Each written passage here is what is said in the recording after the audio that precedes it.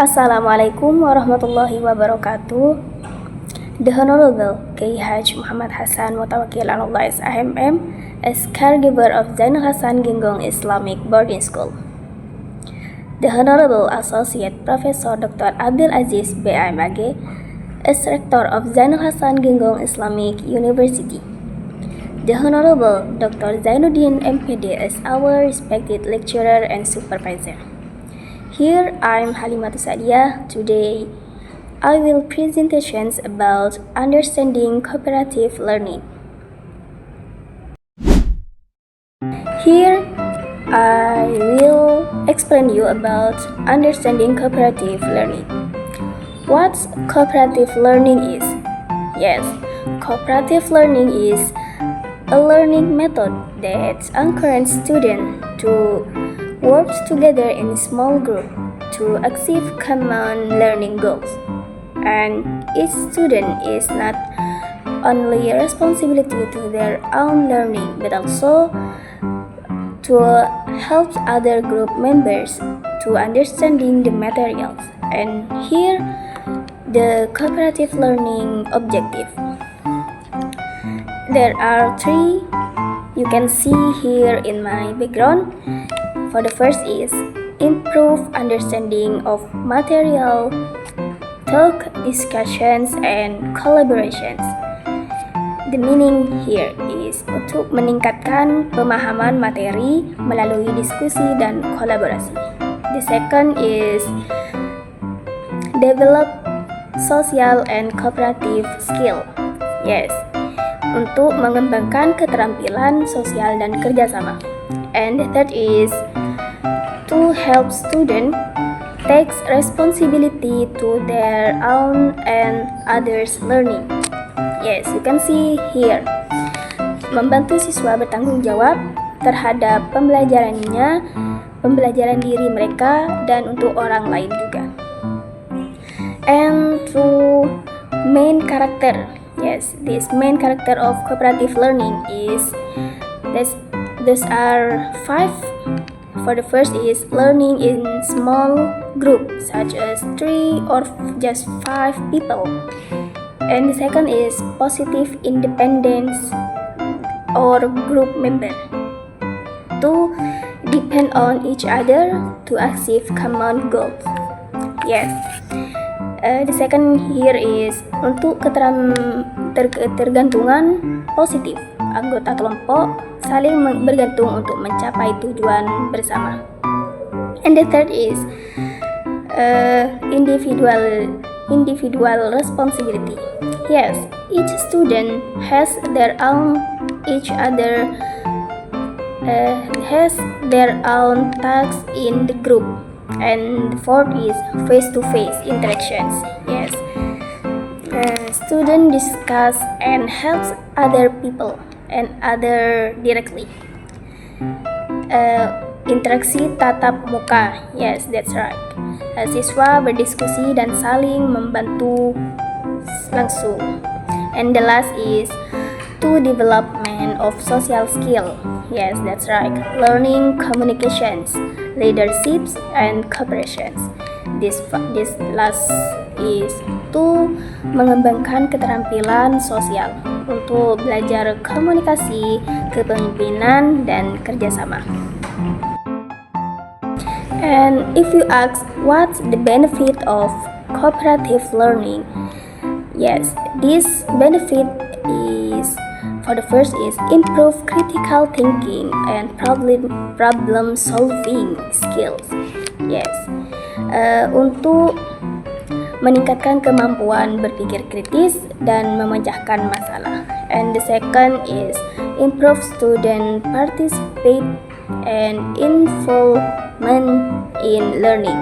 Yes, the second is meningkatkan partisipasi dan keterlibatan siswa dalam pembelajaran.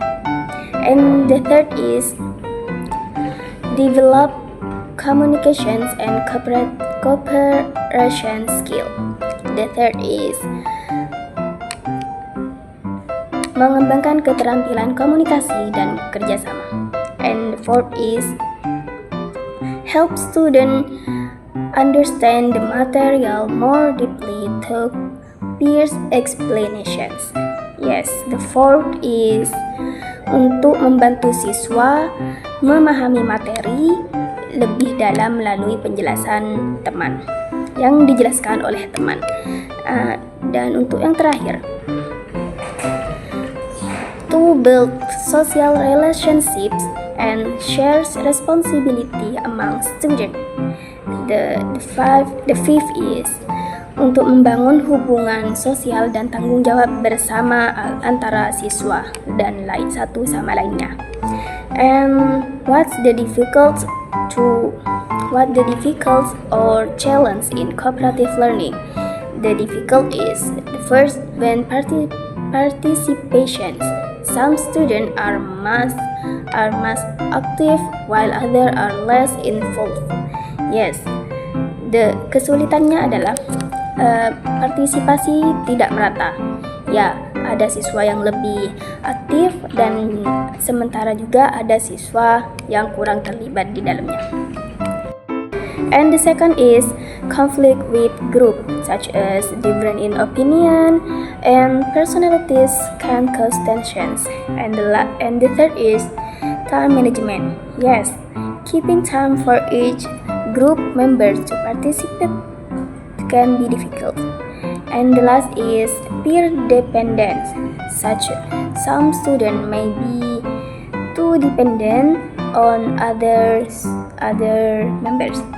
Yes, nomor 2 itu konflik dalam kelompok seperti perbedaan pendapat misalnya, dan juga kepribadian bisa menyebabkan ketegangan.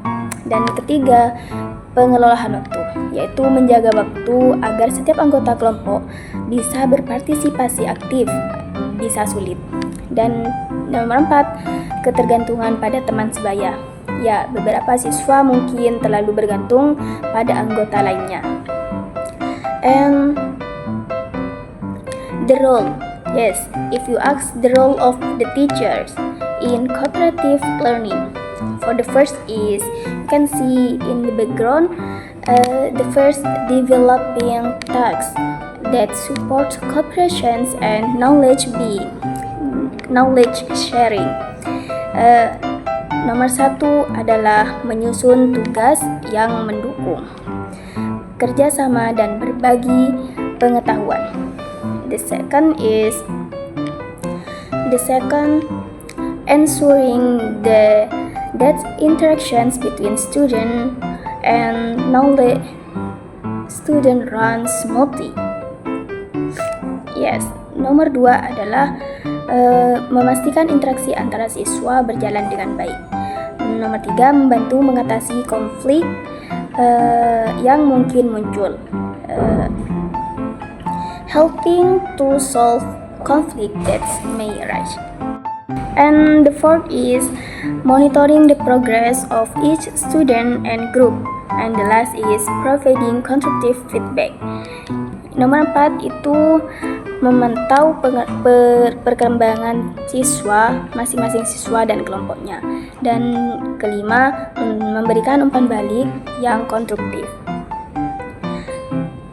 And example, if you ask the example of implementations is the first, divide student into small group, such membagikan siswa dalam kelompok kecil. The second, describe different materials to each student. Pembagian materi yang berbeda terhadap setiap siswa. And the third, explain group discussions. Yes, students who have the same part of the material gather to discuss. Ya, diskusi kelompok itu penting. Siswa yang memiliki bagian materi yang sama berkumpul untuk berdiskusi. And the fourth, return to the of material gathered. Return to the organization's group. Each student return to the original group to explain the material that has been studied. Ya, nomor 4, kembali ke kelompok asal. Setiap siswa kembali ke kelompok asal untuk menjelaskan materi yang telah dipelajari. And the last is presentations. Each student explain the part of material to the other group member. Yang kelima itu presentasi. Setiap siswa menjelaskan bagian materinya kepada anggota siswa lainnya. And here my opinion is cooperative learning is an effective method for improve student understanding and social skill. With proper implementations, these methods can improve the quality of learning and help students work together more productively. Although there are challenges with teacher support, this learning can be very beneficial, yaitu cooperative learning, metode yang sangat efektif untuk meningkatkan pemahaman dan keterampilan sosial siswa. Dengan penerapan yang tepat, metode ini dapat meningkatkan kualitas pembelajaran dan membantu siswa bekerja sama secara lebih produktif. Meskipun ada tantangan, dengan dukungan guru, pembelajaran ini bisa sangat bermanfaat bagi siswa dan lain-lainnya. I think maybe that's all from me. If I have many mistake, pardon me please. In the last I say, Assalamualaikum warahmatullahi wabarakatuh.